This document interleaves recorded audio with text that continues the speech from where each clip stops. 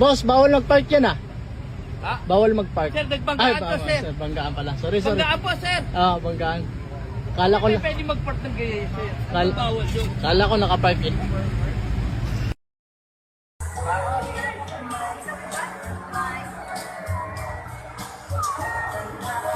Bro, sabol! Yan, kahit isang tao lang, pwede na.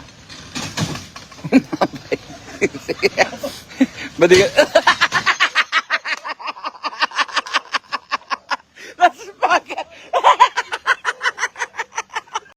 Ito na ang panglimang pagbabalik ni Jason Tatum mula sa maikling pagpapahinga pabalik sa lineup na ng Boston Celtics si Tatum.